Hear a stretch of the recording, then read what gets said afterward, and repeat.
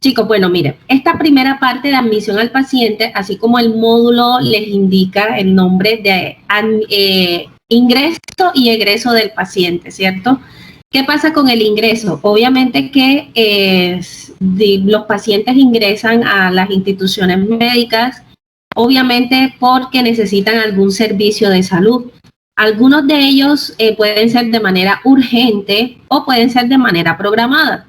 Entonces, por ejemplo, si, no sé, de repente yo voy por la calle y, no sé, me caí o tengo algún tipo de accidente, qué sé yo, pues obviamente que los ingresos a la clínica sería para poderme satisfacer una necesidad de salud, en este caso porque se derivó de algo que fue improvisto, fue algo muy fortuito y obviamente que lesionó mi integridad física, ¿cierto? Entonces yo voy de urgencia al centro de salud o a la institución o a la EPS, etcétera. Pero hay otro tipo de admisión al paciente o ingreso del paciente que es programado, como por ejemplo, de repente yo fui a una cita con un especialista y el especialista me dice, bueno, ¿sabes qué? Te encontramos, no sé, un tumor, te encontramos algo que necesitamos extirparte a través de una cirugía y vamos a programarte la cirugía para tal fecha. O por ejemplo, con las cesáreas. Entonces, por ejemplo, que una mujer embarazada en medio de su chequeo, el especialista, el obstetra, encuentra algo que no es favorable para que la mujer vaya hacia un parto normal o vaginal, así que le programa la cesárea, ¿cierto? Entonces le dice, bueno, para tal fecha vas a ingresar aquí por urgencias y te admitimos y de ahí te llevamos entonces para el servicio de cirugía, ¿cierto? Entonces, todas esas formas, es decir, un paciente puede ingresar o puede ser admitido a una institución por varios servicios, ¿cierto? Pero eso más adelante lo vamos a ver. Entonces, ¿qué hablamos de que es una admisión o un ingreso del paciente? Básicamente es todas aquellas atenciones que nosotros le vamos a hacer al paciente cuando él ingresa a la institución como tal. Entonces, de acuerdo a las necesidades de salud que tenga ese paciente, así yo le destino esas actividades o esas acciones, ¿cierto? Entonces, básicamente, como les decía antes, el paciente puede ingresar por varios servicios. El más común de ellos es el servicio de urgencias, ¿cierto? Es el más común.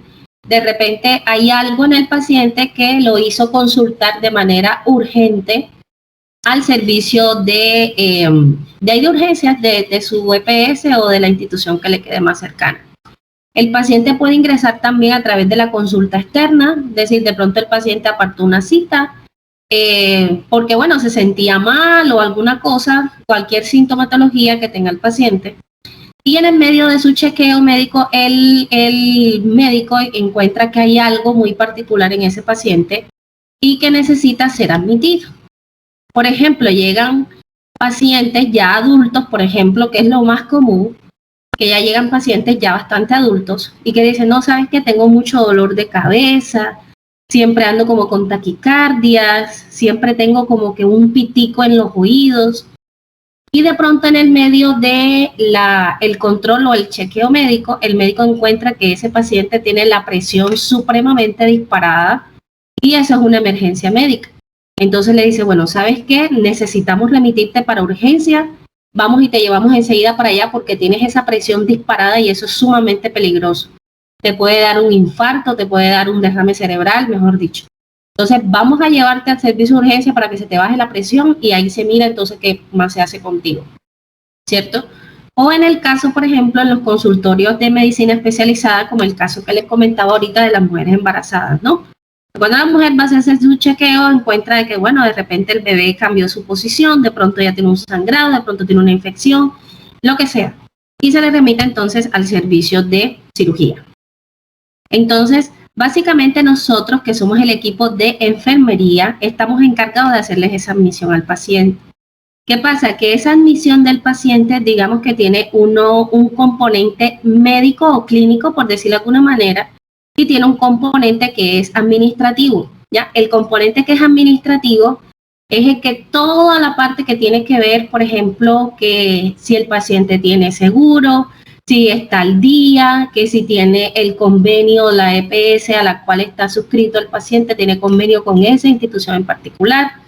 Entonces, por ejemplo, si ustedes van a los servicios de urgencias, ustedes lo primero que le van a pedir es la cédula. Siempre hay un stand por acá aparte que es todos los que tiene que ver con la admisión del paciente, pero de manera administrativa. Y hay otra parte que es el triaje, que ya nosotros hablamos del triaje, cómo se hace, cuáles son sus niveles y todo, ¿cierto? Que ese es el que le hace la enfermera o el enfermero, ¿cierto? Entonces, digamos que a nivel general, en la institución siempre se dan, esa admisión se da desde esos dos frentes. En la parte clínica o asistencial que hace el personal de enfermería, y hay otra parte que es administrativa, ¿cierto? Porque de acuerdo a lo que nosotros ya vimos en el sistema de seguridad social en salud, ¿cierto? Les había dicho que las EPS tienen convenios con IPS y toda esa parte de si en realidad el paciente puede ser admitido allí, si tiene convenio, si no tiene convenio, si el paciente, si es beneficiario, si está activo en el sistema, si no tiene seguro. Toda esa parte se tiene que mirar en esa parte administrativa, ¿no? En ese paso administrativo como tal, para saber si el paciente se puede quedar o no, si hay que remitirlo mejor a otra institución en donde sí tienen los convenios.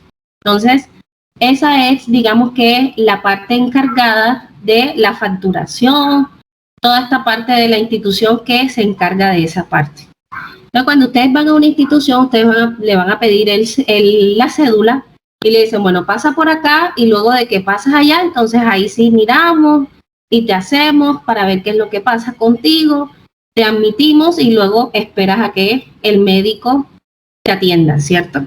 Básicamente siempre se maneja de esa manera.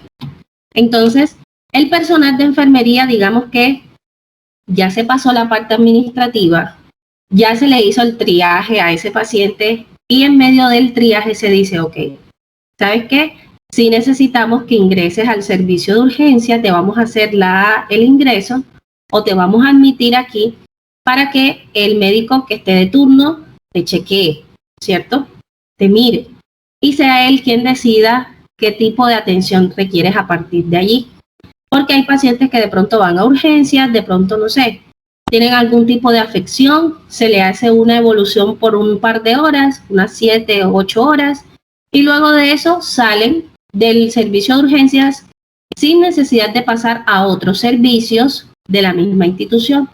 Pero hay pacientes, por ejemplo, que llegan en una condición bastante crítica y aparte de la atención que se le da en urgencias, se remiten a otros servicios de la propia institución. Entonces, por ejemplo, pasan de urgencias a quirófano o pasan de urgencias a hospitalización, en fin, ¿cierto?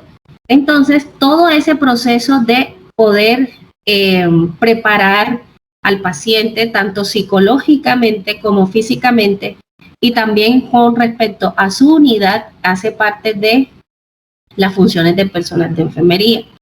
Entonces, enfermería tiene que adecuar digamos que el espacio, en este caso sería la unidad del paciente, para poderlo recibir. Entonces, ¿por qué nosotros hacemos la admisión del paciente? Primero, porque el paciente hay que decirle qué se le va a hacer, qué es lo que se espera que se hagan en medio de toda esa situación, ¿no? Entonces, hay que orientar al paciente qué es lo que va a hacer, qué es lo que se le espera, qué se va a hacer con él durante el tiempo en el que esté allí en la institución, ¿cierto? Esa por primera parte. Porque el paciente, digamos que ingresar a una institución le puede ser bastante, ¿cómo le podríamos decir? Intimidante, ¿cierto? Tiene un impacto a nivel de su salud mental. No todas las personas reaccionan de la misma manera, por ejemplo, ante una hospitalización, ante un proceso de cirugía, ¿cierto? De pronto hay personas que son un poco más calmadas, no se estresan tanto, pero hay otras personas que sí, que eso les genera mucha ansiedad, se estresan demasiado y a veces ese proceso de estrés, de ansiedad, exacerba muchísimo la sintomatología de base que tiene ese paciente. Imagínense un paciente que llega al servicio de urgencias porque tiene la tensión alta y al momento de que el médico le diga no, tenemos que internarte o tenemos que hospitalizarte porque tienes esa presión muy alta Imagínense, y ese paciente se coloca ansioso por eso. ¿A cuánto no se le puede disparar esa tensión después de sufrir esa crisis de ansiedad? Entonces es contraproducente. Era lo que hablaba el grupo ahorita de que hay que trabajar la parte de salud mental del paciente, ¿cierto? Aparte de esa admisión, se hace con el fin de poderle brindar información al paciente relacionado precisamente con su condición de salud y de acuerdo a los servicios que se manejan allí. No todas las instituciones manejan las mismas reglas, no todas las instituciones manejan el mismo equipo ni los mismos servicios, así que se hace necesario orientar al paciente en dónde está, qué tipo de servicios se dan, si por ejemplo el paciente va acompañado, entonces en qué horarios de visitas que se maneja, cuáles son las normas específicas de esa institución para poder entrar a la unidad del paciente, en fin. Todos los pormenores de cómo se tienen que llevar las cosas se tienen que hacer aquí en el proceso de admisión. Aparte, nosotros también buscamos precisamente hacer un diagnóstico del paciente, ¿cierto? Eso es lo que nosotros buscamos, qué es lo que pasa con ese paciente. Y para poder investigar qué es lo que pasa con ese paciente, obviamente que hacemos ese proceso de admisión o de ingreso. Tenemos al paciente hospitalizado y allí mientras la hospitalización transcurre se le practican una serie de exámenes clínicos, se le practican unos medios de diagnóstico o de imagenologías específicos para poder detectar qué es lo que ocurre con ese paciente. Y el personal de enfermería, que básicamente nuestra labor es acompañar al paciente en todas las necesidades o en la suplencia de esas necesidades que el paciente tenga en su momento, ¿no? Desde todo punto de vista. Entonces, les había dicho de que las admisiones o los ingresos de los pacientes se dan más que todo por estos frentes, ¿cierto? El más común es el de urgencia, pero se puede dar también por la consulta externa e incluso también se puede hacer de manera programada. Entonces, el paciente llega al proceso de, digamos que se inicia el proceso de admisión porque el paciente llega al hospital, se dirige entonces a la oficina de admisión, ¿cierto? Salvo que el paciente en realidad esté demasiado grave, porque por ejemplo, si el paciente tuvo, no sé, le dieron o sea, tiene heridas de arma de fuego, por ejemplo, ¿ya? El paciente está en una condición demasiado crítica, obviamente que ese paciente no se va a parar de la camilla y decir, no, mira, aquí está mi cédula para que haga. No, definitivamente eso no. En ese tipo de casos, por el triaje que ya ustedes saben cuál es, ¿cierto? Se le da digamos que la atención es primordial para ese paciente que llega en esos procesos. Inmediatamente se pasa a la sala de atención, ¿cierto? De reanimación y se le hacen todos los procesos que se requiera o que se necesitan sobre esos pacientes. Pero si el paciente llega en un proceso, digamos que alerta por sus propios medios, es decir, él camina, entra solo, él está consciente, puede básicamente hacer todo ese proceso de admisión por sí solo, ¿cierto? O la persona que lo acompaña, ¿cierto? De pronto llegó junto con un familiar y sea ese familiar el que ayude en el proceso de admisión, ¿cierto?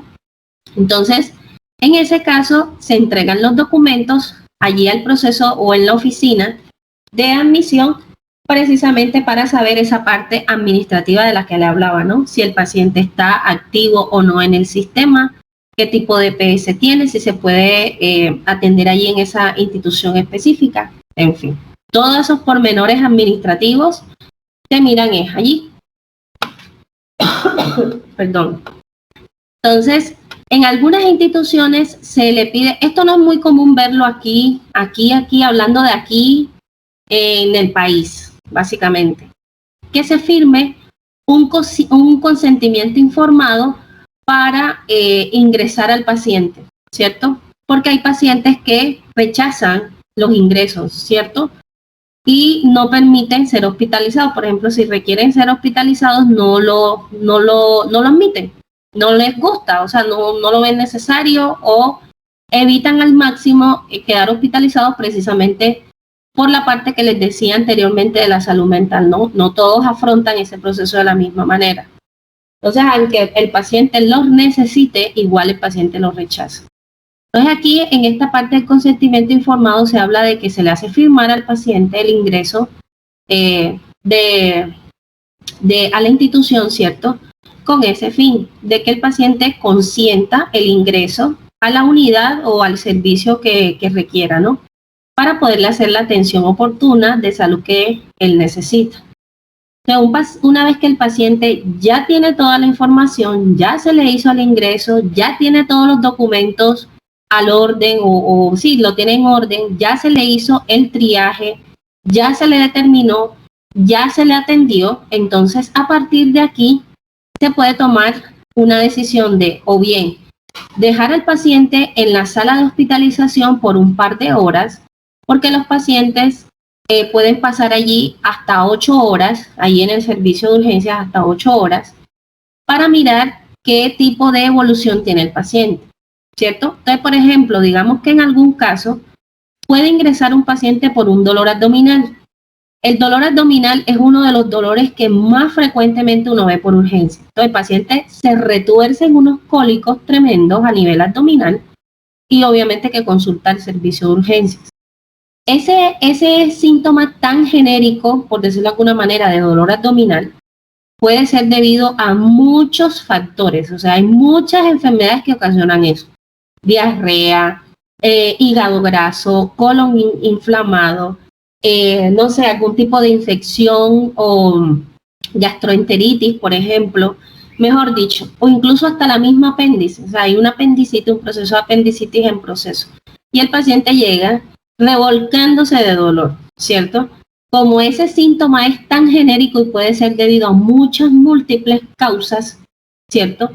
Se le administra, por ejemplo, no sé, un analgésico al paciente para que se le calme el dolor, mientras que se hacen los estudios pertinentes para identificar qué específicamente le sucede a ese paciente.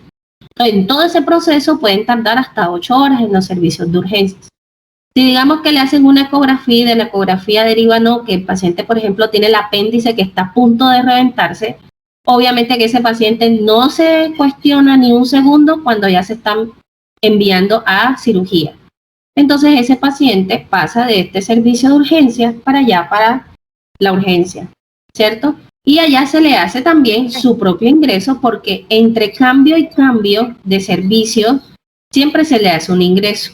Entonces, el paciente sale de servicio de urgencia, por lo tanto hay que egresar al paciente de urgencia y se le hace el ingreso allá a cirugía. Es decir, ya el paciente no está en el servicio de urgencia, ya no es responsabilidad del personal sanitario que está allá en urgencia, sino que ya la responsabilidad se traslada con el personal que está, en este caso, en el área de cirugía. Lo mismo es, por ejemplo, cuando el paciente sale de cirugía, se va para su proceso de recuperación y se hospitaliza, ¿ya? Entonces, por ejemplo, ya el personal de cirugía ya hizo su trabajo, ya atendió al paciente durante su cirugía, ahora necesita es el otro personal de enfermería, tiene que hacerse cargo de la recuperación de ese paciente después de esa cirugía. Entonces, la responsabilidad se traslada hacia ese otro personal, ¿cierto? Entonces, digamos que se hace ingresos y egresos así como al mismo tiempo, ¿cierto? Porque el paciente sale de un servicio, se le hace un egreso e ingresa a otro servicio, por lo tanto hay que hacerle el ingreso a ese servicio en particular. Porque como les decía, cada servicio tiene sus propias normas, sus propios reglamentos, tiene su propia forma de funcionar. Así que, por ejemplo, yo no puedo comparar nunca jamás cómo se maneja el servicio de cirugía, porque cirugía, por el hecho y la naturaleza de lo que se hace allí se tienen que hacer unos protocolos, se tiene que tener un manejo estricto de la técnica séptica, está muy, muy, muy estricto. Y yo no puedo comparar ese proceso que se lleva ya en cirugía, como por ejemplo los procesos que se hacen en hospitalización, por ejemplo. No es que la técnica séptica no sea importante en hospitalización, pero definitivamente no es tan estricta que como sí lo tiene que ser en el área de cirugía. Y también los procesos son diferentes, ¿cierto? Entonces, todo eso hay que tenerlo en cuenta cuando se hacen los traslados de los pacientes. ¿Sí? Profe, y, le habla Yuleima. Mi hermana ayer, ¿Sí? de hecho, sabe que usted está hablando acerca de lo que más van es por dolor en la parte baja, en la parte del abdomen. Mi hermana ayer fue de urgencias y porque ella tiene como 4 o 5 días con un dolor en la parte baja del abdomen. Entonces ella dice que le ardía, que le dolía, que sentía como un ardor por dentro. pero como ella tiene anemia de células falciformes, a ella le quitaron hasta el vaso, le sacaron el vaso, ha tenido demasiadas cosas. Ella total fue de urgencias, pero allá le dijeron que eso no era ninguna urgencia. Y o sea, ella sí, no la revisaron, no le dijeron nada más y la devolvieron a la casa. No sé si como está también el tema del COVID, entonces la devolvieron fue a la casa y le apartaron una cita y se la dieron fue para el viernes. Entonces yo dije, bueno, no la revisaron, o sea, no le hicieron absolutamente nada. Le hicieron fue eso. Yo dije, bueno, creo yo que era algo de pronto grave, porque como ella tiene una enfermedad, ya pues ahí sí, y a ella pues que esa enfermedad se le van dañando los órganos y esto, pero no la atendieron. Bueno, ese caso es bastante particular, porque hay varios factores que en este caso en particular influyen. Lo primero que dijiste es la pandemia. Ahora, por ejemplo, en la ciudad, yo no sé si ustedes lo conocen, pero estamos en alerta roja. O sea, eso quiere decir es que si tú prácticamente no te estás muriendo, ni te asomes a los servicios de urgencia porque estamos colapsados. O sea, el personal y el servicio de las hospitalizaciones a nivel general aquí en Cartagena estamos bien graves, muchachos. Estamos mal. Mal. Trasladando a las personas a Montería. Imagínense, estamos bien mal. Pero bueno, digamos que esa parte se pudo haber prevenido porque nosotros estábamos recibiendo al inicio de la pandemia, estábamos recibiendo de prácticamente cualquier región Caribe, o sea, todos los otros departamentos aquí de la región Caribe estamos recibiendo pacientes. Nos saturamos y ahora estamos con ese problema. Entonces, ahora, digamos que este estado en el que estamos ahora, o sea, esto no se había visto en años, o sea, y yo creo que podríamos decir que en décadas, incluso en milenios, bueno, milenios no puede ser demasiado, pero en centenios, o sea, yo creo que ni en 100 años atrás habíamos vivido una cosa así como esta, porque esto es algo muy, pero muy, muy, muy atípico, o sea, nosotros estamos como ahora, yo me imagino que esta situación es la que viven, por ejemplo, como países del Medio Oriente, que ahora ustedes, por ejemplo, ya saben que allá está el conflicto del Medio Oriente, que los palestinos con los israelitas, no sé qué. Yo me imagino que debe ser algo muy similar a lo que toda esa gente ha vivido durante todos estos años de guerra y conflicto. Que literalmente, si tú no te estás muriendo, no te pueden atender, porque es que si tú de pronto llegas por un dolor de muela, un cólico menstrual, no te atienden porque dicen eso no es una emergencia y no estamos para atender, no están las condiciones para poder atender ese tipo de cosas. Vaya a su casa, tómese un analgésico cualquiera y ya. ¿Listo? No te vas a morir por eso, literalmente. Pero en el caso concreto de tu hermana, como tiene una patología de base que es importante hacérselo chequear, yo de pronto quizás lo que le recomendaría es que al menos ella tome una segunda opinión, al menos. No sé qué tipo de EPS tenga ella, pero me imagino que por la EPS, porque usualmente las EPS no tienen un solo centro de salud al cual uno vaya a remitirse por urgencia. Y más si esos cólicos, o sea, porque en la literatura se dice que cuando uno tiene un dolor abdominal que ya pasa de varios días, ya hay algo que tenemos que hacernos ver, tenemos que hacernos chequear, ¿ya?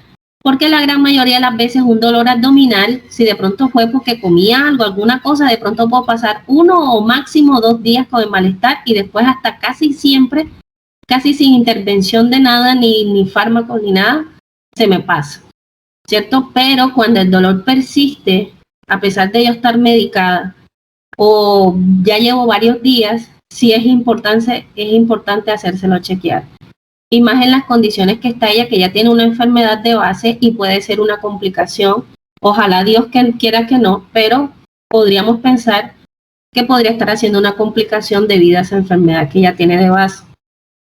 Entonces, sí les recomiendo que no solamente se queden con ese criterio médico, sino que busquen otra segunda opinión, como dicen por allí, ¿no? Quizás en esta segunda opinión el médico sí vea algo importante y determine hacer algo diferente que el otro médico que la chequeó antes no haya hecho. Entonces, o bien de pronto ese proceso que ella tiene ha evolucionado un poco más y le permita al médico diagnosticarla mejor, ¿ya? Entonces, no se queden con, bueno, al menos te diría que no te quedarás solamente con eso, porque de aquí al viernes faltan varios días, faltan 4 días, 3 días. Entonces, en 3 días pueden pasar muchas cosas. Listo. Y así al menos en el servicio de salud, como les digo, ahorita, como las cosas están tan particulares, muchachos, las cosas están tan complicadas, o sea, la gente, a mí me da dolor escuchar a las personas de cierta manera ignorando mucho de lo que hay detrás de la atención de salud, ¿no? Ignorando mucho las medidas de cuidado, que se van de rumba, que se acumulan para hacer... No, no, no, eso está tremendo.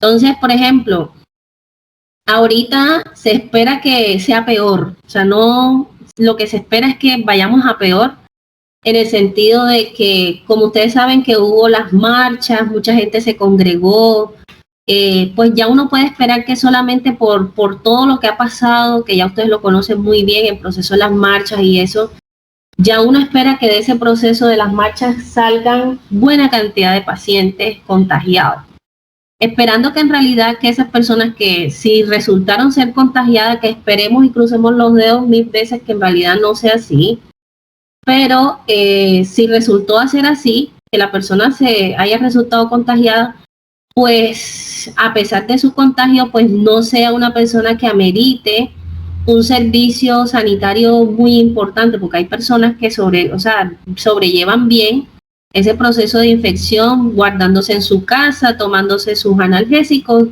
sin hacerle mayor cosa, ¿no? No necesitan intubación porque no se colocan muy graves, ¿no? No se colocan graves. Simplemente tienen unos síntomas allí bastante marcados, pero que no desmeritan, o sea, no lo colocan como en una crisis de salud bien impactante, por decirlo de alguna manera, ¿cierto? O sea, no se descompensan. Pero hay otras personas que sí, que cuando se contagian hacen un proceso mal, muchachos, horrible. En menos de 2 días están mal, están a borde de la muerte literalmente. Que hay que intubarlo, hay que pasarle, caen inconscientes, mejor dicho. Una cosa tremenda y en menos de una semana fallecen. Entonces, como no sabemos en qué podemos caer, hay que cuidarse bastante. Y bueno, este proceso de las marchas, o sea, ese es un costo que vamos a tener con eso, ¿no? De que vamos a tener, o sea, los casos de COVID se van a aumentar. De lo que va pasando del fin de mes, ustedes van a ver los reportes epidemiológicos y van a notar un aumento.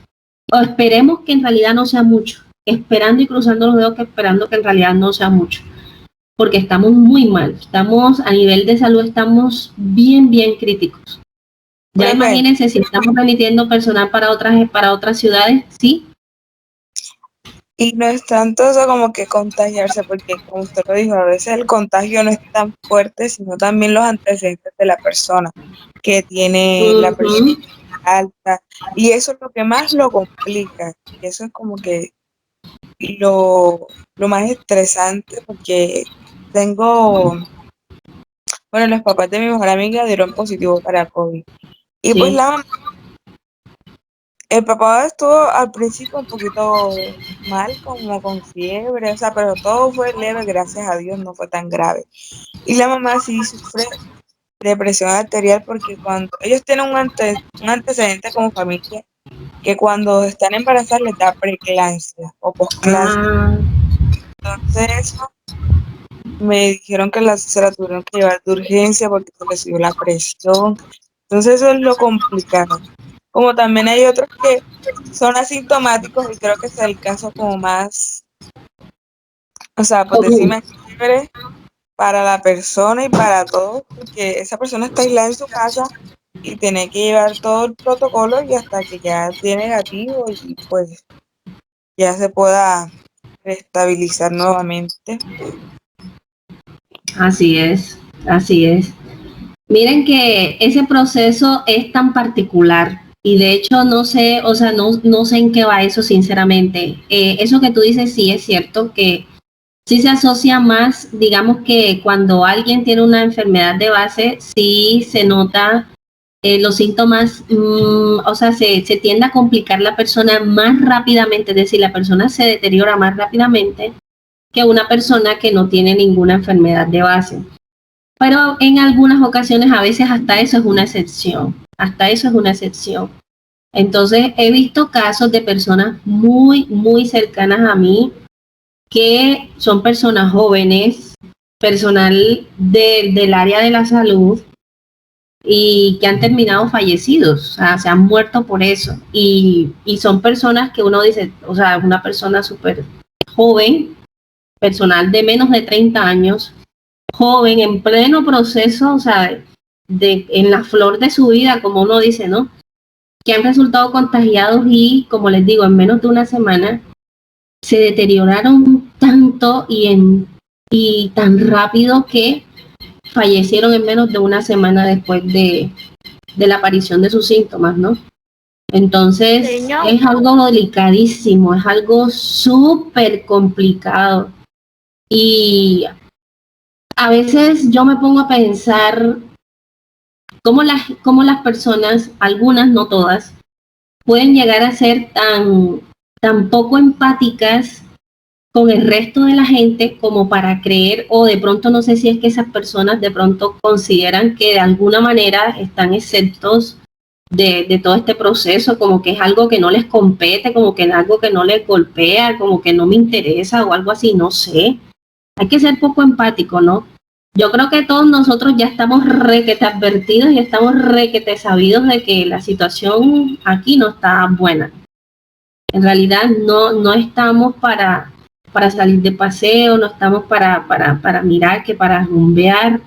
En realidad no estamos para eso. Y para congregarnos un montón de personas, mucho que menos. No, en realidad es algo delicadísimo, Y esperando que en realidad para lo que es mitad de año, ojalá que no, porque si ya estamos declarados, o sea, aquí ya tenemos alertas rojas, chicos. O sea, yo no sé si ustedes han visto qué implica eso. ¿Qué implica el hecho de que estemos así? ¿Sí? De hecho, ayer en las noticias dijeron que en Colombia ahora somos el tercer país que tiene más muertes. Así es. Y si imagínense si nosotros ya tenemos esa estadística y no hay lugar, porque es que no tenemos, o sea, las camas que están aquí disponibles, porque es que la gente cree que la cama es buscar una cama cualquiera e instalar. Cuando hablamos de camas de UCI es cama, o sea, obviamente la cama donde se va a acostar el paciente más todos los equipos que requiere ese paciente para estar en una unidad de UCI. Porque la gente habla de cama, es como que cree que nada más es comprar ahí, no sé, cualquier lado de insumos médicos y comprar una camilla de esas y ya ponerla ahí en algún lugar X del hospital y ya.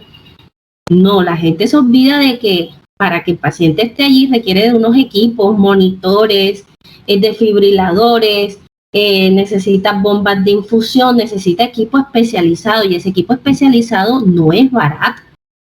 O sea, por ejemplo, ese respirador, el que lo conectan a uno cuando no puede respirar uno por sí solo, ese equipo, muchachos, ese equipo cuesta mucho dinero.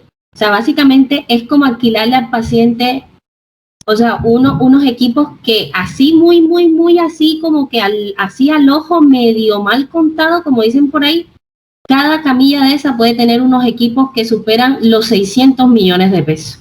Como muy poquito, como demasiado poquito, porque el respirador ese cuesta, dependiendo de la gama más baja, como unos 300 millones, diría yo más o menos, unos 200, y eso no es, o sea, que a ti te alquilen un equipo de 200 millones. Ahora imagínense multiplicar eso por toda la cantidad de pacientes que pueden necesitar esa camilla. O sea, la institución no da abasto con tanto, más el personal que hay que pagarle para que esté allí, más el equipo que el personal va a utilizar, o sea, todos los EPP, las mascarillas, las guantes, los jumpers, o sea, todas las EPP que requieren para atender a ese paciente. O sea, todos los costos se elevan, pero estratosféricamente. Y no está saliendo un paciente de eso cuando ya llega el otro, hay 15 más en espera, mejor dicho, es desastre. Esto es tremendo, y más los medicamentos que se llevan esos pacientes, porque por ejemplo, Para que un paciente sea intubado, y se los digo nada más para con ese proceso de intubación nada más. Para que el paciente sea intubado hay que sedarlo, hay que prácticamente inducirle como si fuese un estado comatoso, básicamente. O sea, hay que ponerlo inconsciente. Y el paciente durante todo el tiempo que va a estar conectado a la máquina necesita permanecer intubado. Por lo tanto, necesita permanecer sedado. Y esa sedación se da con unos medicamentos que son también bastante costosos, por cierto. Son bien costosos y el manejo de esos medicamentos es bien tremendo, muchachos. Ese manejo, o sea, se llega a perder, que se pierda mejor, no sé, hasta el propio equipo ese, que se pierda la máquina o que se pierda mejor una bomba de infusión antes que una ampolla de esas o un frasco de ese medicamento, porque eso es un cuento tremendo, ese manejo de esos medicamentos. Eso es bien, tiene un estricto control, o sea, son medicamentos de control. Eso lo van a ver más adelante en los otros módulos, cuando vayamos a ver, o bueno, cuando vayan a ver administración de medicamentos. Como son medicamentos de control, hay que hacerles un seguimiento estricto, pero esos medicamentos como tal, todavía más. ¿Qué pasa? Que ahorita se está viendo un déficit, no solamente con las mascarillas, no sé qué, todo el equipo, sino también en esos medicamentos que se requieren para poder intubar al paciente. O sea, ustedes, ese medicamento se necesita sí o sí para poder medicar al paciente, anestesiarlo, porque nadie de manera consciente aguanta un tubo en los pulmones, nadie. Es más, si uno cuando está comiendo y se le va, como dicen por ahí, por el galillo viejo, un granito de arroz, o sea, una cosita de lo más de mínimo, y uno ya siente que se está ahogando y empieza a toser y a toser y a toser, se le colocan los ojos rojos, empieza uno a llorar y a toser y hasta que ya no suelte el último poquito, o sea, lo minucia del granito de arroz, ya uno deja de toser. Ahora imagínense tener ese tubo ahí metido en los pulmones literalmente todo el día, todos los días por un tiempo indeterminado. O sea, uno siente que se está ahogando, aunque ese tubo le esté suministrando un oxígeno, ¿ya? Pero parece que se seda al paciente, porque nadie de manera consciente aguanta un tubo de eso en los pulmones, nadie. Entonces, sí o sí uno tiene que administrar eso. Y si no hay el medicamento, si todo está agotado, entonces el paciente literalmente se puede estar ahogando y no hay cómo. Entonces, ahí es donde surge que se tienen que rebuscar y hacer, empachar, mirar de qué otra manera se puede anestesiar a ese paciente para poderle hacer la anestesia y poderlo intubar. Entonces, es delicado, muchachos. Esto, la gente cree que esto nada más es como que, bueno, me reciben allá en el hospital y ya, pero hay muchos pormenores que la gente desconoce. Y en esos pormenores es que muchas veces el personal, o sea, el personal no, los pacientes o las personas en general creen que el personal de salud no hace su trabajo, ya de que son negligentes de alguna manera, y no, a lo contrario, precisamente porque no hay, porque en realidad no hay. Igual la obligación de nosotros como personal sanitario es atender a los pacientes porque lo requieren, ¿no? Esa es nuestra labor como tal, ¿cierto? Y es nuestro compromiso ético también, ¿cierto? Entonces toca a uno ingeniárselas, toca a uno rebuscárselas como sea, ¿ya? Y se hacen este tipo de cosas precisamente para salvaguardar la vida del paciente, que sí se ha visto, en estas condiciones en las que estamos ahora de deficiencias y todo, sí se ha visto. El cuento del miedo es que vaya a llegar en un punto en el que esto esté tan desbordado todo, o sea, que uno vaya a sucumbir ante esto literalmente, o sea, ya no se dé, ya no haya más máquinas, ya no haya medicamentos, ya el desabastecimiento sea tan grande que literalmente no hay con qué hacer la asistencia a los pacientes. Entonces, básicamente ya en este estado de alerta roja, ya estamos en ese punto. O sea, estamos a un pasito de estar así, ya totalmente desmantelado. Y no sé si ustedes han visto lo que implica eso, cuando una ciudad se declara en estado amarillo, en alerta naranja, como le dicen por ahí, o en alerta roja. Nosotros ya estamos en la fase de alerta roja. Yo los invito a que ustedes ahorita que salgan de la clase busquen así rapidito Alerta roja, ¿qué implica eso a nivel de salud? Y lean eso. Y me echarán un cuento mañana para que vean ustedes todo lo que implica eso. Que esto no crean que eso es como que no, ok, ya estamos en alerta roja y todo aparentemente sigue normal. Yo lo que estoy pensando es, ¿saben qué, muchachos? Que ahorita con estos cambios de temperatura la gente también se va a empezar a enfermar, porque esto es, o sea, esto todos los años pasa lo mismo, o sea, esto no es algo nuevo. Los cambios de temperatura ponen a los niños mal, les da neumonía, les da resfriado, les da bronquiolitis, y esa es una población que uno espera siempre. Siempre uno espera porque eso se da, porque estadísticamente siempre pasa así todos los años, la gente se enferma para esta época. Ahora imagínense cuando esa gente vaya así, con neumonías, puede ser uno propenso a neumonía, a procesos infecciosos respiratorios. Mejor dicho, no quiero ni pensarlo. Una cosa delicadísima, muchachos, bien delicada. Creo que el pabellón, o como se le llame, el piso de respiración es uno de los que más está lleno siempre. Ajá, así De es. adultos, porque le da broncomonía. Y yo no sé de que el Señor Jesucristo me la guarde, profe. A usted y a su familia y a Así todos. es. Amén. Así es, muchachos. Yo sé que uno puede estar así aburrido porque uno está todo el tiempo encerrado, eso es estresante también y agota mucho al nivel de la salud mental. Pero te aseguro 1000 veces yo estar, o sea, hago yo el paralelo y digo, no, ¿sabes qué? Yo prefiero estar en mi casa viendo Netflix o con mis familiares, alguna cosa así sea que estemos peleando y discutiendo todo el día, no me interesa, pero al menos todos estamos sanos, al menos tenemos ese aire ahí y estamos bien, estamos resguardados, ¿no? Porque hay mucha gente que de pronto sale y dice, no, pero es que ya estoy cansado de estar encerrado en mi casa, yo quiero salir, yo quiero mirar, que no sé qué. Y le digo, sí, se entiende, porque nosotros también somos mentales, ¿no? Pero trata uno de mirar qué otras alternativas puede tener uno como para poder dispersarse, desestresarse, que no importa.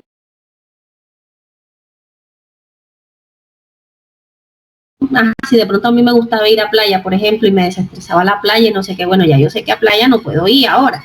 Ok, bueno, por cierto, yo no sé si todavía estarán abiertas. Yo me imagino que no, que las playas deben estar cerradas, me imagino, no sé. Creo que sí. No, están abiertas. Están abiertas. Sí. Ah, bueno, fíjense. Claro. O sea, no le veo fundamento a eso, pero bueno. Entonces, si de pronto a mí me gusta ir a playa, bueno, entonces digo, bueno, ¿sabes qué? De pronto si yo no puedo ir a playa porque de pronto hay un montón de gente ahí, bueno, entonces yo lo que puedo hacer, ¿sabes? Que no sé, de pronto yo inflo una piscina de esas de plástico, la lleno de agua y me meto ahí en el balcón de la casa o en el patio, qué sé yo, no sé. Algo así, ¿no? Porque es que, o sea, de tratar de ser un poco recursivos, ¿no? Porque, como les digo, chicos, la situación no está fácil, no está fácil.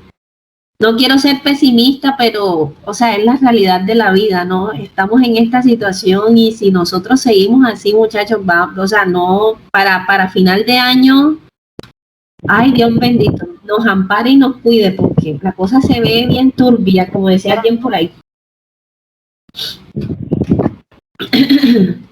Bueno, entonces, omitiendo esa parte y dejando de lado un poquito el pesimismo, bueno, no es pesimismo, pero sino una dosis bien alta de realidad.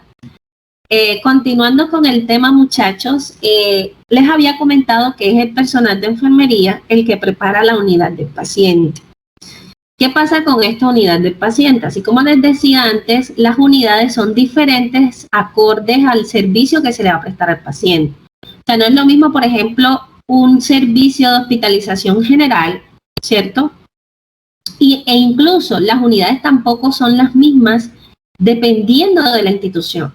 Porque, por ejemplo, si ustedes comparan las camillas que ustedes puedan conseguir, por ejemplo, en el hospital universitario, aunque el hospital universitario últimamente ha estado bien cotizadito, se le metió mucha plata al hospital, gracias a Dios, porque se necesitaba en realidad.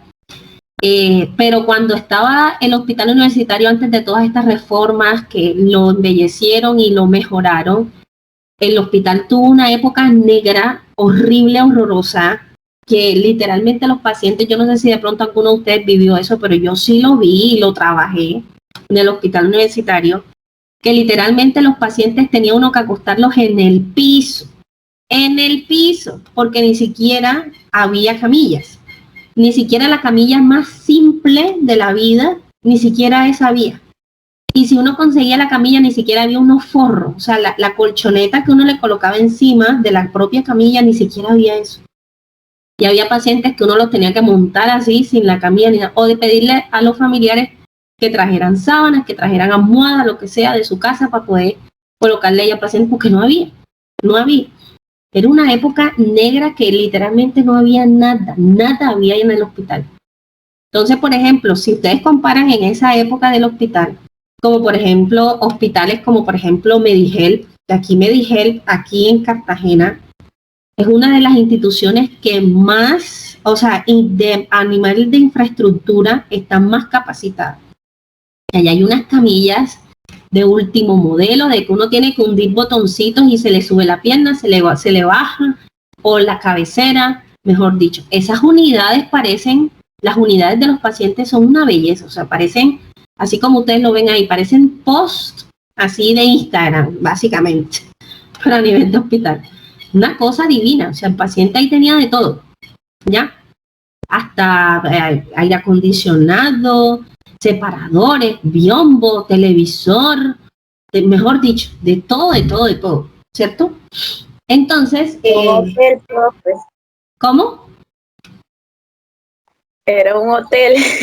Sí, es que eso es un hotel. Imagínense si Maradona, cuando estaba vivo, obviamente, Maradona se operó, fue aquí, cuando le hicieron lo del balón, creo que fue el balón, no recuerdo, fue una cirugía para bajar de peso. No recuerdo si fue un balón o le hicieron un bypass gástrico, no recuerdo cuál de las dos fue. Pero alguna de esas dos cosas él se operó fue aquí. Y ustedes se imaginan que una estrella de esa, o sea, quien súper reconocido a nivel mundial, venga hasta acá a operarse. Eso dice mucho de la calidad a nivel de cirugía que se da aquí en Colombia. De hecho, a nivel de Colombia, o sea, nosotros somos bastante ubicados a nivel de salud en el exterior por hacer las mejores prácticas, pero a nivel estético, ¿no? Por ejemplo, aquí llegan muchas personas europeas y eso para poderse hacer la lipo, que el busto, que no sé, que la abdominoplastía, la cirugía de nariz, cosas así, ¿no? Todo lo que tiene que ver con estética se viene a operar aquí, porque aquí en realidad hay muy buenos cirujanos, muy buenos cirujanos, aquí y en Medellín. Esas son las dos ciudades que más, Dios mío bendito, o sea, aquí somos una lumbrera en eso. Obviamente los cirujanos que están certificados, ¿no? Entonces, aquí, por ejemplo, en Medihelp, esas unidades son una belleza, o sea, son un hotel disfrazado de hospital, literalmente. Y el personal de enfermería allá, para que a ti te puedan contratar, tú tienes que pasar no solamente conocimientos a nivel de medicina, es decir, de todas las funciones que tú tienes que hacer, te hacen una evaluación de todo. Entonces, por ejemplo, si tú vas a aspirar a estar en el servicio de quirófano, perdón, te hacen una prueba de conocimiento. Cómo se maneja el quirófano, que cuáles son los tiempos, que cómo se maneja esto, que cuáles son los agentes desinfectantes. O sea, todo te lo preguntan. Y esa prueba de conocimiento no es que solamente la pases. Por ejemplo, la pasas superior a 8, un ejemplo, ya, no. Tienes que tirar siempre a lo máximo. Siempre dan un rango muy mínimo. Es decir, si aunque tú pases el examen después de 7, si tú lo pasaste a 7.5 no quedas. Tienes que tener un nivel más alto. Ya tienes que pasar el examen por encima de 9, por encima de 9.5 o sacarlo perfecto todas las puntuaciones. Si no, no te queda. O sea, el personal es evaluado a nivel de conocimiento en esa parte, pero también es evaluado a nivel de asistencia y al usuario, ¿ya? Entonces, la atención al usuario que se le brinda, porque allá el personal de enfermería, y le puedo echar un cuento, tiene que ser muy respetuoso con el paciente. Y cuando les digo muy respetuoso, es altamente respetuoso. Allá no le puede llegar una queja de que, no, es que mira, que es que la enfermera me puso, porque no tienen, o sea, no tienen esa, como que no, si fallaste, te vas. Porque ellos tienen un rango muy mínimo de tolerancia, por decirlo de alguna manera. ¿Ya? Tienes que hacer las cosas bien siempre, siempre sin excepción. Que ningún paciente que tú tengas a cargo se queje porque a ti es la que te van a llamar la atención. Aunque sí sea que el paciente, mejor dicho, comente un montón de cosas, a ti es quien te van a llamar la atención. Entonces, ese tipo de entidades, por tener esos estándares de calidad tan altos con el personal, con los equipos, con la infraestructura y todo, hacen que obviamente eso resalte demasiado. O sea, ustedes pueden ir allá a Medigel a ojos cerrados y literalmente ustedes salen de ahí bien. De hecho, yo no sé si ustedes recuerden que al inicio de toda la pandemia, ¿se acuerdan que aquí cuando vino, se acuerdan que los cruceros, que detectaron una señora que tenía COVID, que por esa señora se fumó el bololó de la vida, que fue esa señora la que trajo el COVID aquí, una señora que creo que era italiana, no recuerdo bien, Me acuerdo y la internaron aquí. ¿Cómo? Británica. Británica. Reino Unido. Ah, Y la bueno. internaron en esa clínica, profe. Ahí. Exacto. A ese fue el primer caso que atendieron aquí, básicamente. Y la atendieron fue ahí en Medigel. Y esa señora, cuando salió de aquí, yo recuerdo que le hicieron una entrevista de allá cuando ya se había devuelto a su país. Y ella habló maravillas de la atención de ahí. O sea, se fue con una impresión grandísima que la señora le hicieron una entrevista y el hijo también. El hijo antes de irse dio una entrevista, que el hijo antes de irse dio una entrevista y habló maravillas de la clínica. Sí, para que vean. O sea, esa atención que recibió esa señora dejó a esa institución, pero súper por las nubes. Súper bien, todo el mundo trata. Y fíjense que la señora estuvo allí como una semana, ni siquiera se demoró un montón de tiempo. Y yo recuerdo muy bien que la señora cuando la sacaron en la silla de ruedas, mejor dicho, o sea, todo un protocolo para eso. Más el protocolo que te daba de... ¿Sí? Y ella dijo que cuando ella salió que le preguntaron cómo se sentía, ella dijo que pareciera que le fueran quitado unos años de encima. Así dijo, eso sí no lo sabía, ¿verdad? Sí, señor, ella le hicieron la pregunta y ella que pareciera que me fueran quitado muchos años de encima. Ah, bueno, fíjense todo lo que hace, ¿sí? Una pregunta. Esto, o sea, no me dio como que curiosidad. Si así exigen demasiado, o sea, como que pagan bien. Sí. Uf. Muchachos, yo por eso los animo. Si ustedes tienen oportunidad de laborar en alguna institución, hagan el esfuerzo y quédense ahí. Porque ahí el personal de enfermería, gana bien. El personal incluso los auxiliares. Los auxiliares, bueno, yo tengo personal, obviamente conocidos, jefes y auxiliares que trabajan allí. Pero eso sí, el cuento que es que como precisamente ellos tienen esos estándares de calidad tan altos, mucha gente no aguanta eso, ya porque el nivel de exigencia es alto, ya precisamente porque ellos mantienen mucho ese proceso de calidad. Para ellos es demasiado importante y se nota el esfuerzo que están haciendo porque miren que, o sea, una cosa tremenda. Entonces mucha gente sale de ahí no es porque no paguen bien o por nada, sino que la gran mayoría de las personas que yo conozco que salen de ahí es por eso, me dicen, no, es que los turnos son pesados, siempre hay que entregar informes, hay que guardar y cada rato nos están haciendo rondas, auditorías, siempre están sometidos, bueno, sometidos como una parte negativa, ¿no? Pero los evalúan muy constantemente, ¿ya? Entonces, precisamente para salvaguardar ese proceso de calidad.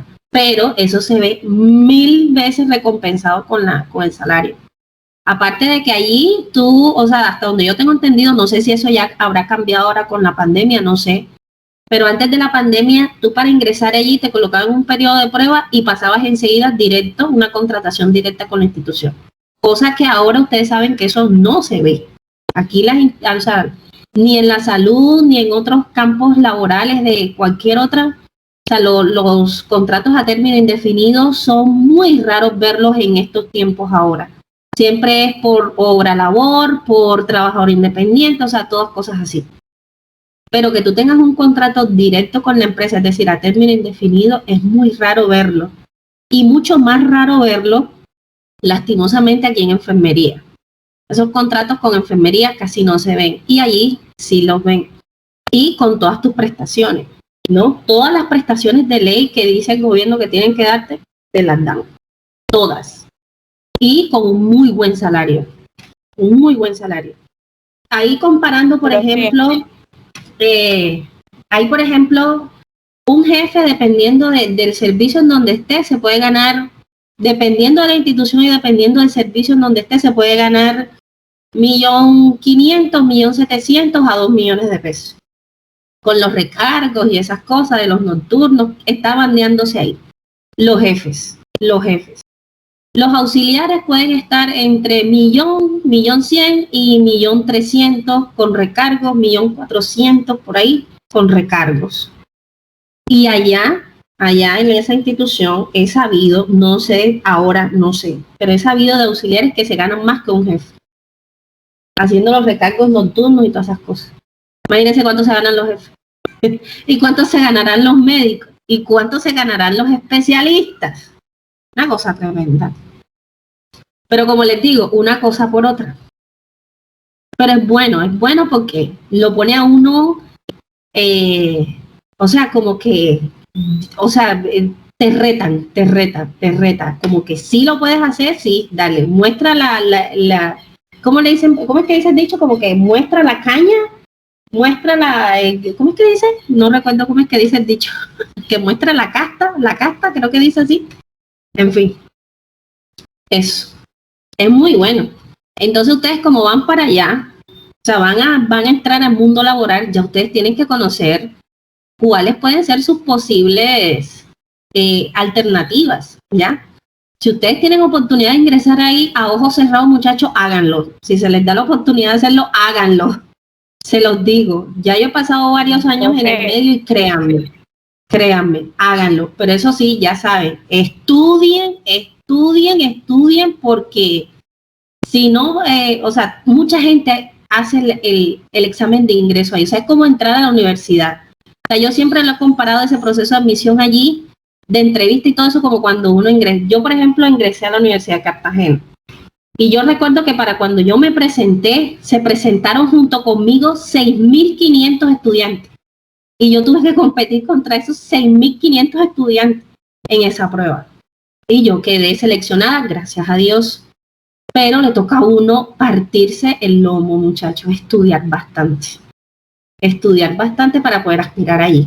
Y lo mismo igual, allí se presentan semestralmente o cada vez que hacen un proceso de selección de no, necesitamos el médico, necesitamos a ingresan un montón de gente porque la gente sabe, el personal, o sea, los que trabajamos en el área de la salud saben que esa es una muy buena institución y eso te pesa en la hoja de vida. Si tú sales de ahí de la institución para otra, nada más que te vean Medigel y den buenas referencias tuyas, vea, eso es como decir a nivel académico que tú estudiaste en Harvard.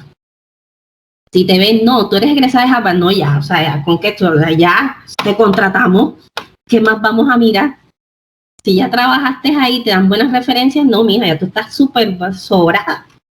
Entonces, como les digo, trabajar en instituciones reconocidas tiene esa gabela, que a pesar de que son exigentes las labores y todo eso, pero si en algún punto de tu vida te llegases a salir de ahí y cumpliste una muy buena labor, eso te pesa mucho en tu hoja de vida y te va a ser mucho más fácil conseguir trabajos posteriores a tu salida de ahí de ese tipo de instituciones, no va a ser más fácil. Y más si de pronto tu jefe inmediato, la coordinadora, quien sea, da buenas referencias tuyas, o sea, de ahí en adelante, o sea, ya decides tú para dónde quieres coger. Ya no como que miércoles, ahora ve para qué es lo que me sale, no, yo decido dónde ir. O sea, te ponen en una posición de poder, por decirlo de alguna manera, de escoger tú a dónde quieres ir. Entonces, como les digo, muchachos, esto es tremendo, ¿no? Una cosa por otra, ¿no? Por eso es que yo siempre los animo, muchachos, estudien, repasen, sean ávidos, tengan hambre de conocimiento. Eso es bueno tenerlo aquí, y más que en el ámbito de la salud, todo es tan cambiante. O sea, yo creo que después de la tecnología, o sea, todo lo que tiene que ver con la informática, con las computadoras, los software y todas esas cosas, o sea, ese ámbito va a millón. O sea, ya lo que es hoy no es mañana. Por ejemplo, miren TikTok. A mí se me impresiona TikTok. Yo no tengo TikTok, pero yo veo que TikTok, o sea, ¿qué era TikTok hace un año y medio? O sea, nadie sabía de eso. Y cómo, miren, en menos de un año, cómo se hizo eso tan popular que literalmente le está haciendo mucho, o sea, le está pisando feo a otras redes sociales, ¿ya? Y tanto ha sido así que muchas redes sociales han tenido que cambiar sus formatos y sus cosas, de agregar algo muy parecido a lo que hace TikTok, porque si no se queda rezagado y después nadie quiere botear esas aplicaciones. Entonces lo mismo pasa aquí, ¿ya? Siempre uno tiene que estar ahí, estudiando y todo eso para poderse actualizar, porque las cosas de pronto que yo les diga hoy, ya para mañana, y no es porque lo que esté diciendo ahora sea malo o incorrecto, sino que ya se deja atrás, porque así ha pasado, ¿ya? Por ejemplo, si yo les dijera, por ejemplo, que yo tuve profesoras mías de la universidad, que ellas cuando estudiaron y ejercieron, y ella nos comentaba a nosotros, y a mí eso se me hacía tan raro, ya viéndolo ahora, con mis ojos de ahora, ¿no? Pero si yo me voy hace tiempo atrás donde ellas estudiaron y ellos hicieron, ellas utilizaban las jeringas reusadas, es decir, cada vez que apoyaban a un paciente tenían que esterilizar la jeringa, que eran unas jeringas así súper grandes, súper largas, metálicas, y cada vez que apoyaban a un paciente que le preparaban medicamento, tenían que mandar todas esas jeringas a esterilizar. Y nuevamente las recibían y nuevamente colocaban otra vez el medicamento. Imagínense nosotros utilizar jeringas reutilizadas ahora. O sea, a mí se me hacía eso, como el meme ese del señor que se le estalla la cabeza. Literal, a mí eso no me cabía en la cabeza. Yo decía, ¿cómo así que reutilizaban la jeringa? A mí eso, o sea, no. Y sí, era lo que hacían en ese tiempo. Ahora uno hablar de eso como, ¿cómo así? Ni se te ocurra. Todo es desechable, todo se desecha. Todo es desechable. En esa época no. Entonces ya mañana, ahorita, ¿sí? Yo digo que de pronto por lo que la ciencia va avanzando y eso, pero yo pienso que anteriormente no se veía tanta cosa como ahora.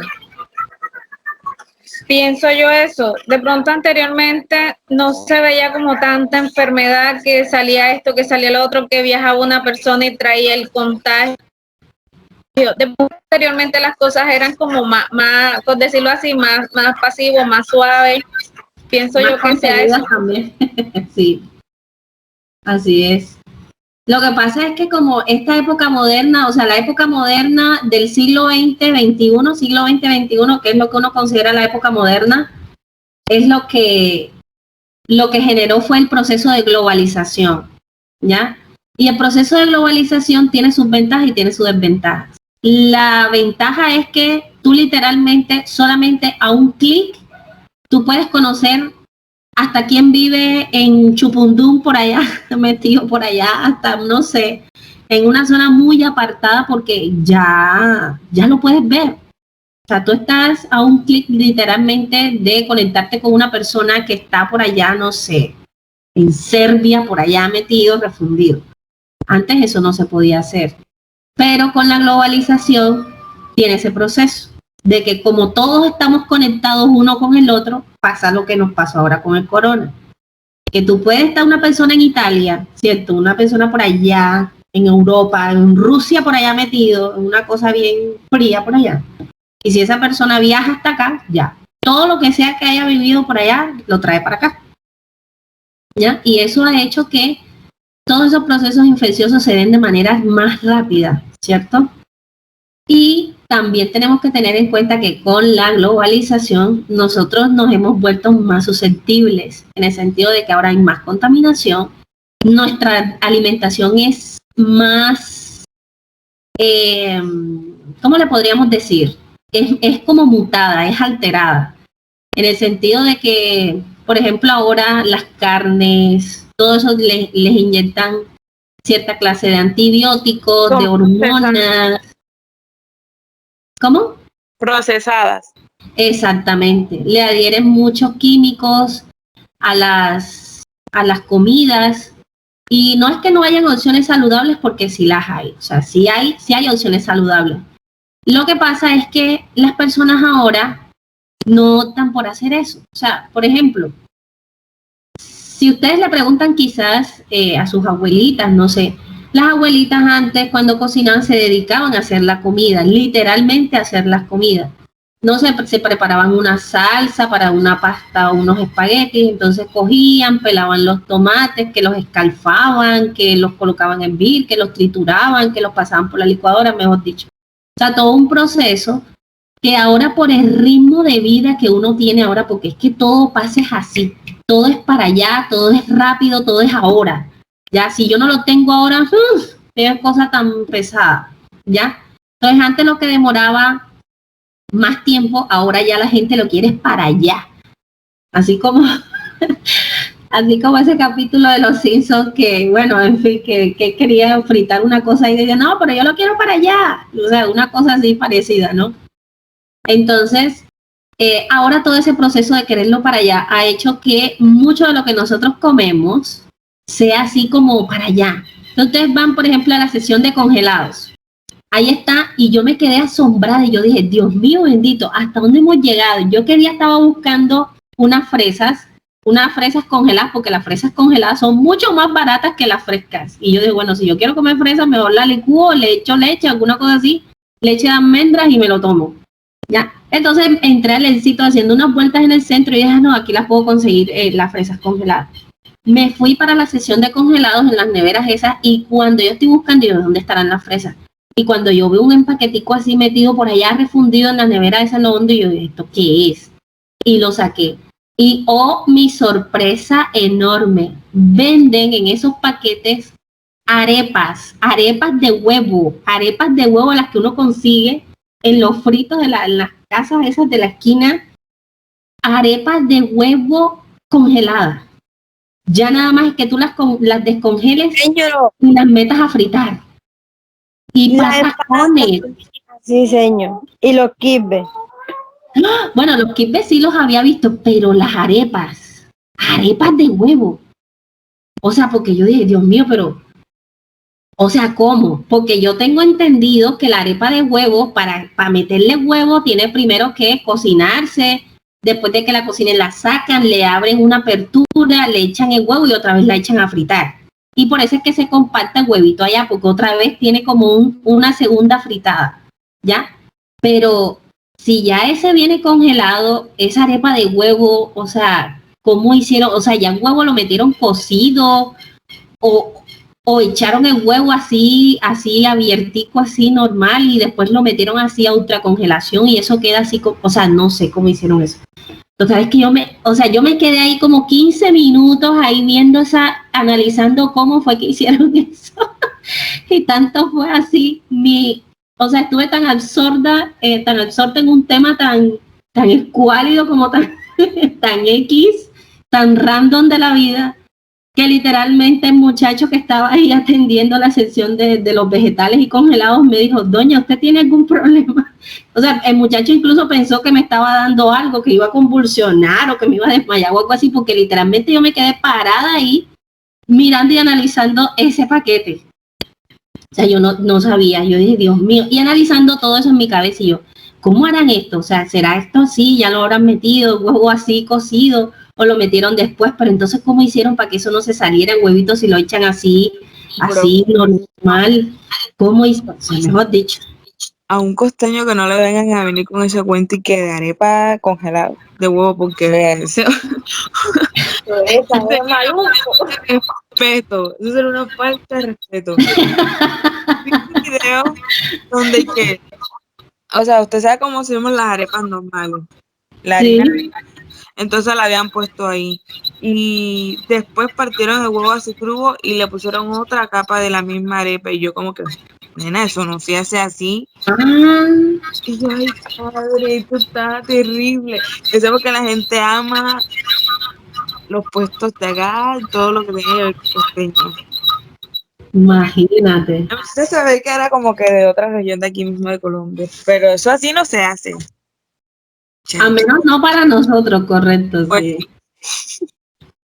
Me imagino el Y yo sabor. me quedaba, sí, que eso es súper raro, ¿no? Y a mí se me hizo, o sea, fue un choque para mí eso, porque yo decía, caramba, de pronto hasta con los patacones quizás lo podría dejar pasar un poco más, ¿no? Lo podría dejar pasar, ya, porque hacer patacones también es tedioso. Son ricos los patacones, pero uy, hacer patacones es súper tedioso. Entonces, bueno, de pronto uno adelanta un poquito el trabajo, ¿no? Pero con una arepa de huevo, no sé, yo me sentí así como tan, no sé, como tan chocante. Entonces, ese ejemplo que les colocaba era como para decirlo, o sea, por ejemplo, como todo se quiere para allá, todo es para allá, se lo quiere uno es rápido ya. Entonces, por ejemplo, ustedes van allá y eso antes yo no lo veía tan frecuente como ahora. Por ejemplo, yo sé que en países como por ejemplo Estados Unidos, esa gente que sí come así, sí ya, pero por ejemplo ahora sí he notado que aquí en Colombia se ha introducido más los enlatados, que ahora yo me quedé asombrada que con los enlatados ya viene, por ejemplo, el atún, ya viene con verduritas, y o sea, nada más es que tú lo saques de ahí y de pronto lo acompañes con unas galletas o arroz, qué sé yo, y ya, literalmente ya tienes tu comida ahí, ya, que lo venden así que con ensalada primavera, una cosa así. Hay otras que ya vienen hasta albóndigas enlatadas, y las albóndigas enlatadas, ¿cómo es eso? Y ya literalmente tú abres tu lata y ya están las albóndigas ahí. Las echas, no sé, en un pan para hacer, qué sé yo, no sé, o en arroz o pasta, y ya ahí tienes tu comida. Y decía, Dios mío, bendito. Y eso aquí en Colombia, o sea, yo sé que en otros países es muy frecuente verlo, porque de pronto por su ubicación geográfica, de pronto también por el mismo estilo de vida que lleva mucha gente, es la opción que tienen, ¿no? Pero aquí en Colombia es muy raro, o al menos para mí es raro ver que uno utilice enlatados para todo. Primero porque el enlatado aquí es caro, porque los enlatados aquí no son baratos, para nada baratos. Nada más hay que ver el atún, que no, hombre, prefiero comprar medio kilo de carne mejor antes que comprar una lata de atún. Pero es muy raro verlo y ya uno está viendo que sacan muchos productos que el pollo, incluso el pollo, yo me quedé así, pollo enlatado, pollo desmechado así, desmechadito así enlatado. Dios mío, entonces esas son calidades de la comida. No es que sea malo consumir enlatados porque tampoco, pero tampoco se recomienda que uno todo el tiempo esté comiendo enlatado. Ya precisamente porque eso le agregan sustancias para poder preservar la comida que está ahí metida, ¿no? Entonces uno siempre está comiendo todo eso, o sea, uno come también el arroz, la comida, el pollo, no sé qué, pero también, o sea, es innegable que junto con eso uno también come todas esas sustancias de preservación y esas cosas así, entonces, pues eso constantemente uno está recibiendo un montón de químicos de un montón de lados y eso también nos ha hecho deteriorar también mucho la salud, ¿no? Entonces, por ejemplo, ustedes ven ahorita personas jóvenes, de 30 y pico años ya diabéticos, con infarto. Y antes, o sea, si ustedes le preguntan a sus papás o a sus abuelitos, ustedes seguro le van a decir, no, para que una persona tuviera un infarto eso era súper raro. O sea, personas ya viejas, ya de 70, 80 años, siempre le van a decir uno eso. Y ahorita ustedes pueden encontrar personas jóvenes, 30, 35 años, infartados, hasta con derrame. Profe, ¿Verdad? disculpe.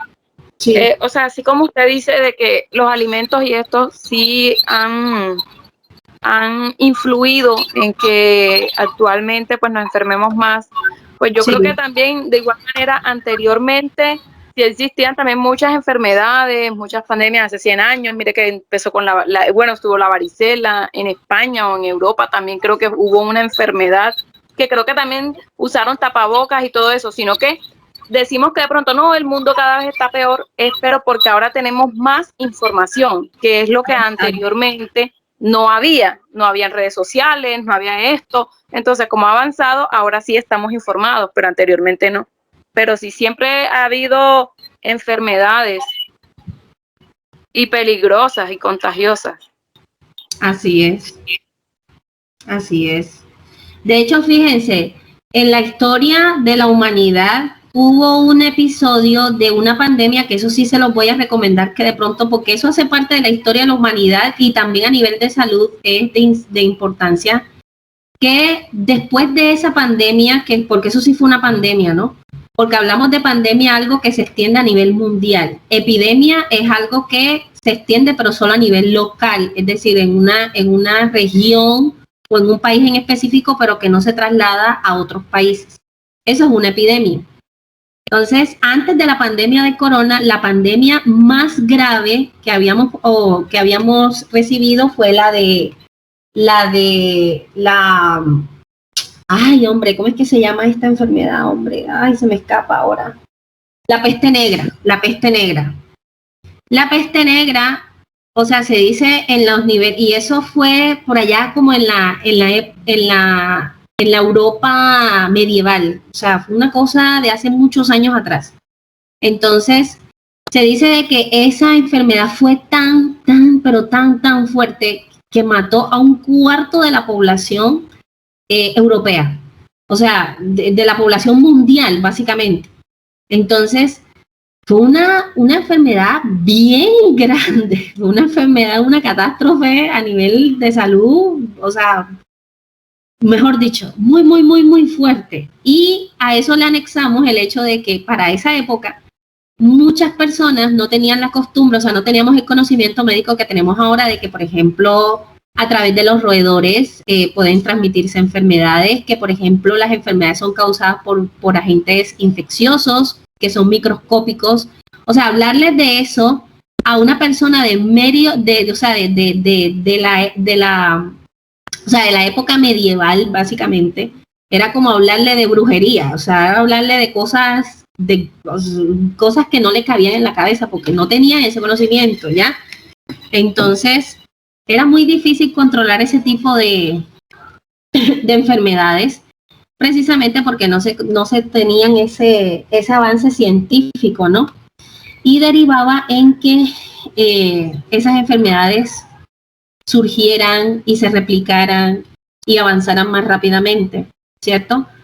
Cosa que ahora, en esta época moderna, se hace un poco complicado aceptar por el hecho de que ya nosotros tenemos conocimientos científicos, tenemos cosas ya, y aún así no pudimos contener esto. No pudimos. Entonces, eso nos dice dos cosas, o al menos para mí me dice dos cosas. O que no tenemos el suficiente desarrollo tecnológico como para contener una pandemia, no lo tenemos. Y segundo, que nosotros como seres humanos necesitamos trabajar mucho. O sea, de entender, yo creo que es mucho más fácil entender cómo surge un proceso patológico o cosas así, antes que entender el proceder del ser humano. El ser humano a veces actúa de unas formas tan raras, tan misteriosas. Yo creo que eso en realidad sí es el misterio de la vida. Entenderse uno como persona, como ser humano, ¿ya? Porque yo no entiendo cómo una situación como esta podemos estar afrontándola. No la entiendo. No entiendo por qué eso se tiene que, teniendo tanto conocimiento científico, no lo entiendo. Sinceramente, no sé y que nos lleva hasta este estado que literalmente tenemos crisis sanitaria, crisis económica por todos lados, ¿cierto? Y nos ha costado y nos costará, porque esto todavía no se termina. Y aparentemente no se ve como un punto final a esto, ¿no? No se ve como muy cercano el punto final.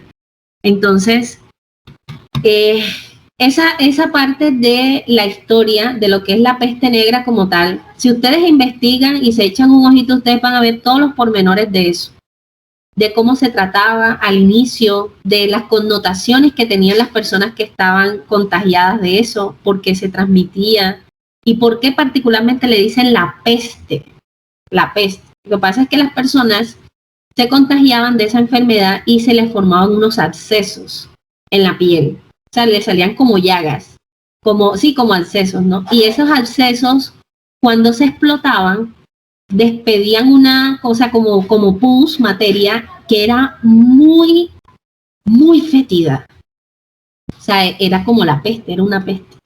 Por eso es que le dicen la peste. ¿Y por qué negra? Porque la persona, o sea, prácticamente se le necrotizaba la piel, es decir, se le moría, se le colgaba negra la piel, porque ya no tenía irrigación sanguínea. Hasta que finalmente la persona sucumbía ante eso. Y eso se contagiaba tan rápido que literalmente tuvieron que hacer fosas comunes para poner uno encima de otro los cadáveres de las personas que se morían por ello.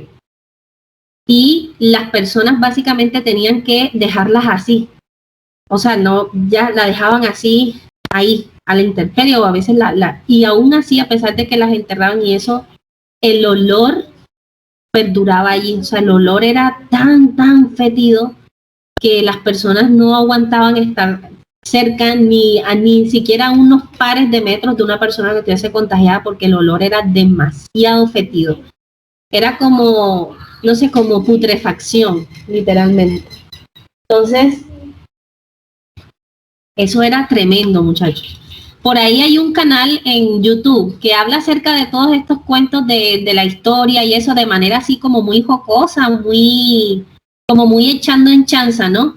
Y me gusta porque atrae a la gente, ¿no? Y capta la información y da la información, ¿no? Y hay otros canales que son un poquito más seriecitos, como más académicos, por decirlo de alguna manera, y también son muy chéveres, son muy buenos.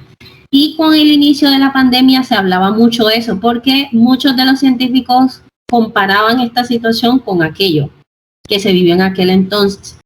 Pero creo que nosotros ahora creo que ya hemos superado ese límite tanto de contagiados como de muertes por esa causa, porque ya esto aquí, si sumamos todos los reportes de todos los países a nivel mundial que han reportado casos de contagio y casos de muerte, o sea, eso supera, yo creo que ya en este punto hemos superado, pero con creces, lo que se vivió en esa época, creo yo.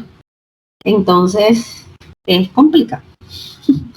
Es delicado todo este asunto. Bueno, chicos, porque ya van a ser las 9, voy a terminar acá. Entonces, bueno, habíamos hablado, porque aquí saltamos de Medigerba, la pandemia, la peste negra, y estábamos hablando era de la unidad del paciente. O sea, miren cómo vamos enlazando todo, ¿no? Estábamos hablando de que las habitaciones son bonitas y terminamos hablando de la peste negra. Así pasa. Entonces, les decía que la unidad de los pacientes que hay que caber aquí, que las unidades de los pacientes pueden ser, o sea, o unipersonales, o digamos que múltiples, ¿ya? Unipersonales, obviamente que en una sola habitación está un solo paciente y ya, listo.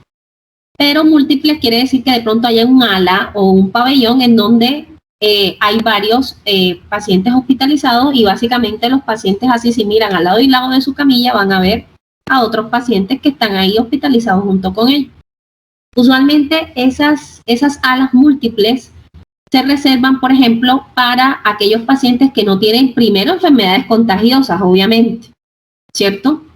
Que nadie ahí tiene enfermedades contagiosas, porque obviamente que si yo pongo a ese paciente junto con otros más, ese paciente me va a infectar a los demás, ¿cierto? Y aquí se colocan más que todos los pacientes que tienen enfermedades crónicas, no contagiadas o no contagiables. Entonces, por ejemplo, el paciente que tiene la hipertensión, el paciente que tiene diabetes, que tiene pie diabético, que de pronto el paciente, no sé, que de pronto tiene algún problema neurológico, convulsiona, cosas así, ¿no? Entonces, todas esas patologías que no son contagiadas, pero que requieren ser hospitalizados, pues se manejan aquí en estas alas o pabellones múltiples. Entonces, el paciente, digamos que lo metimos sea en un pabellón o en una camilla o una habitación individual, hay que identificar al paciente. En algunas instituciones se coloca esto. Esto sobre todo se hace cuando el paciente va para cirugía, este brazalete que ustedes ven aquí. Es el mismo brazalete, por ejemplo, que le colocan a los niños cuando nacen, a los recién nacidos, que enseguida ahí en la sala de parto o en el quirófano enseguida le colocan ese brazalete en la muñeca o en el piececito, para identificar que ese bebé pertenece a tal persona, o a la mamá o el papá, la mamá es tal persona, ¿cierto? En algunas instituciones, incluso esto se hace con pacientes adultos, pero eso ya depende del manejo que se le da dentro de la institución, ¿no? Porque, por ejemplo, la gran mayoría de las instituciones aquí, ustedes ingresan por urgencia, los hospitalizan y todo, y nunca le colocan esto. Nada, nunca.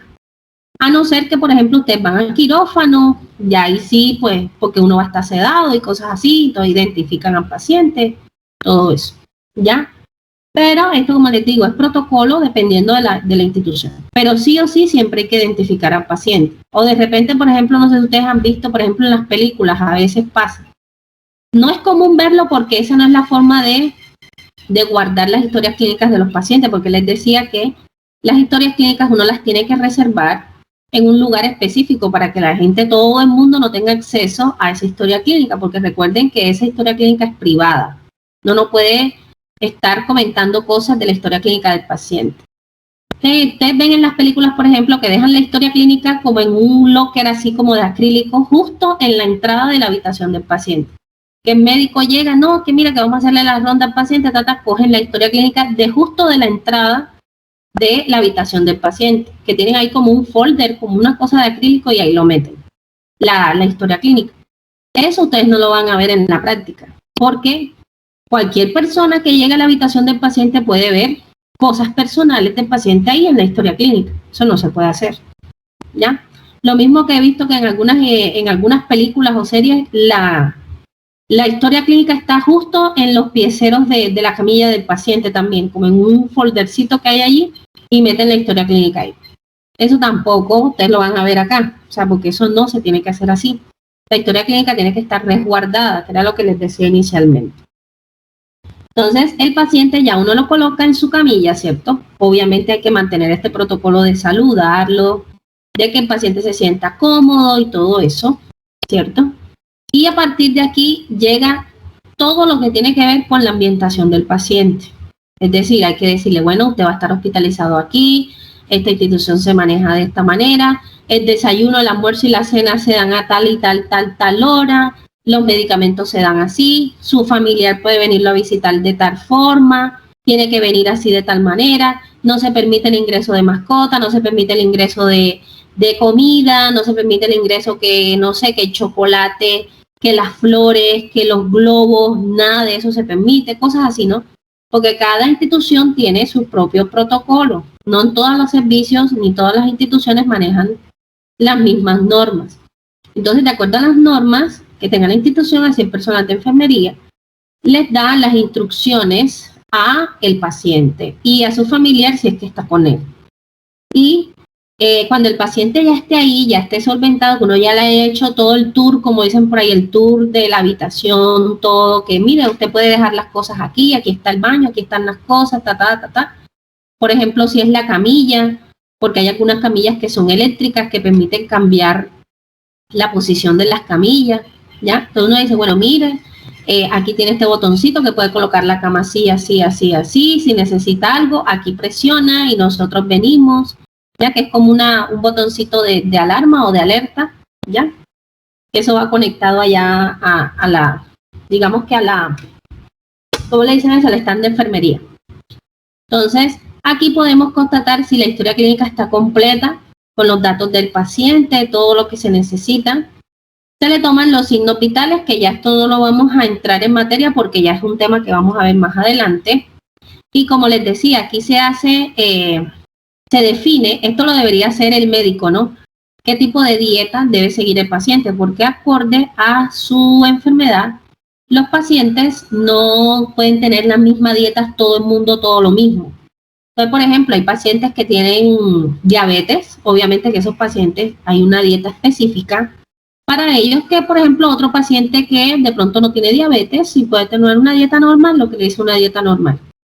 Entonces, los tipos de dieta es algo que nosotros vamos a ver en alimentación, en ese módulo. ¿Cuál es la dieta hipoglúcida, la hipercalórica, la hiperproteica, la hiposódica, en fin, toda esa parte? Y, por ejemplo, también aquí podemos instaurar el hecho de si el paciente requiere algún tipo de cuidado específico.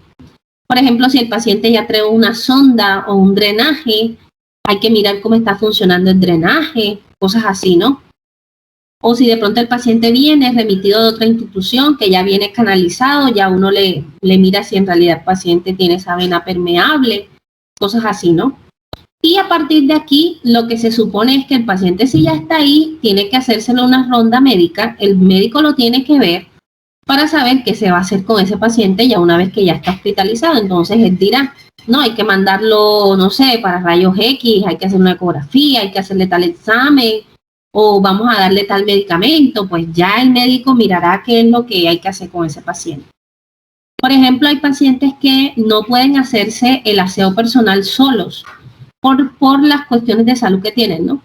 Entonces ya aquí, por ejemplo, podemos hacer lo que es el baño en cama. Eso también lo vamos a ver más adelante, cómo se hace el baño en cama, cómo serían los pasos. Es decir, el paciente como no se puede mover, hay que bañarlo ahí en la cama. Y eso tiene sus pasos, sus formas de hacerse. Entonces, esa parte.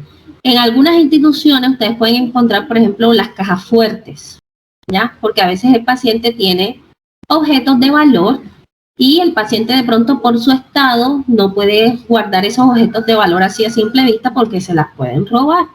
Y más si de pronto está compartiendo habitación con otros pacientes, es decir, está en una sala múltiple. En esos casos, o uno le puede decir al paciente, bueno, mire, tiene que estar pendiente de sus cosas porque aquí la institución no se hace cargo de si se le pierde el celular, se le pierde la billetera o cosas así. Que la cadenita, nada de eso. Guarde usted sus cosas, por eso es que aquí hay un locker, hay unas cosas. Incluso hay algunas instituciones que el locker tiene como que hay un locker múltiple cuando están en las salas múltiples los pacientes. Hay como un locker así de varias cajitas y le entregan como una llavecita con un candadito para que el paciente guarde ahí las cosas que, aunque esté compartiendo la sala con otros pacientes, guarda ahí, no sé, los objetos de valor, le coloca el candadito y listo, ya, ahí están seguros sus cosas, ¿ya? O de pronto dentro de los closets encuentran como unas cajas fuertes, pero esto sí ya, pues obviamente ustedes entenderán que eso ya es como, demasiado, ¿no? Ya eso es bastante. Entonces, sería básicamente eso. Lo de reglamento ya les había dicho de que cómo se usan. Y otra parte aquí, dentro de todo eso es el manejo de las canecas. Porque los pacientes ven las canecas, la roja, la verde, la gris, y como las ven todas así seguiditas, creen que pueden colocar los restos de la comida, la pueden echar en cualquiera de esas. Y cuando le van a hacer la disposición de las basuras, encuentra uno comida, por ejemplo, en la bolsa roja. Que ya ustedes saben que eso no es así. En la bolsa roja se echa todo lo que está material contaminado de cualquier sustancia del paciente. Entonces hay que decirle al familiar y al paciente cómo es el manejo de esas canecas. Entonces, usualmente uno le dice, bueno, esta caneca roja está por aparte, aquí no me echen nada de comida, nada que licopor, nada de eso. Eso se echa es acá.